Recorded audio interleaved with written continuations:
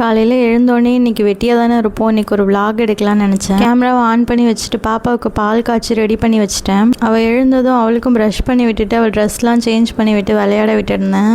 அதுக்கப்புறம் எனக்கு டீ போட்டு எடுத்துகிட்டு வந்துட்டு நானும் மாஷா பார்த்துட்டே டீ குடித்தேன். இப்போல்லாம் என் பொண்ணை விட நான் தான் இந்த மாஷாவை அதிகமாக பார்க்குற மாதிரி எனக்கு தோணுது. நைட்டு கனவுல கூட இந்த மாஷா தான் வருது எனக்கு. என் பொண்ணு ஒரு பீட்சா கடை வச்சுருக்கா. அந்த வண்டி இருக்குல்ல, அதுதான் பீட்சா வண்டி. அதில் ஸ்நாக்ஸ் வாங்கலைன்னா நம்மளை கூட டார்ச்சர் பண்ணிடுவா. நான் அதில் வாங்கி கொஞ்ச நேரம் சாப்பிட்டுட்டு அவ கூட விளாண்டுட்டு இருந்தேன்.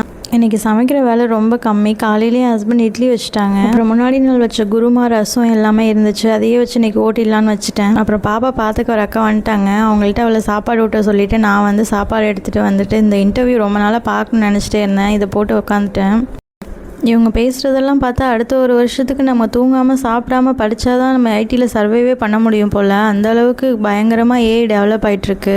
கொஞ்சம் நேரம் ஃப்யூச்சரை பற்றி யோசித்து ஃபீல் பண்ணிகிட்டு இருந்தேன். அதுக்கப்புறம் சரி நமக்கு பசிக்கும் இல்லை அப்படின்னு சொல்லிட்டு நானும் சமைக்க வந்துட்டேன். தொட்டுக்கு மட்டும் ஏதாவது ஒன்று செஞ்சு வச்சிடலான்னு சொல்லிட்டு மாங்காவை கட் பண்ணிகிட்டு இருந்தேன்.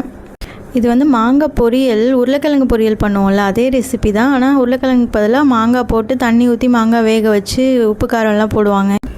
தயிர் சாதத்துக்கு இதை விட ஒரு பெஸ்ட்டு காம்பினேஷனே இருக்க முடியாது. செம்ம டேஸ்ட்டாக இருக்கும் தயிர் சாதம் கூட சாப்பிட்றதுக்கு. இதை வேக வச்சுட்டு அப்படியே மதியம் சாதத்துக்கும் ரைஸ் வச்சு விட்டுட்டேன் குக்கரில். இதுவுமே நல்லா வெந்து ரெடி ஆகிடுச்சு.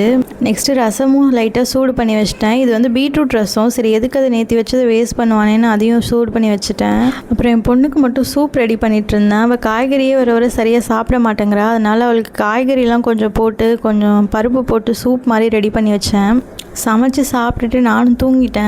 ஈவினிங்காக தான் எழுந்ததும் என் ஹஸ்பண்ட் வந்து பஜ்ஜி செஞ்சுட்டு இருந்தாங்க. நான் ஏதோ ஒரு நல்ல படம் கண்டுபிடிச்சிட்டேன்னு நினச்சி ஜாலியாக பார்த்துட்டு இருந்தேன். கடைசியாக அது ஒரு பேய் படம்லாம் நான் அவ்வளோவா பார்க்குறது இல்லை. சரின்னு கொஞ்சம் நேரம் ட்ரை பண்ணி பார்த்தேன். அது வந்து எனக்கு அவ்வளோவா பிடிக்கல. சரின்ட்டு விட்டுட்டு அதுக்கப்புறம் அந்த படம் பார்க்கல. சும்மா ஒரு பக்கம் ஓடிட்டு இருந்துச்சு. அப்புறம் என் ஹஸ்பண்ட் டீ போட்டு எடுத்துகிட்டு வந்தாங்க. அதையும் குடிச்சிட்டு அப்படியே இந்த டே போயிடுச்சு. இந்த வீடியோ உங்களுக்கு பிடிச்சிருந்தா மறக்காமல் லைக் பண்ணிவிட்டு சப்ஸ்கிரைப் பண்ணிக்கோங்க. பை.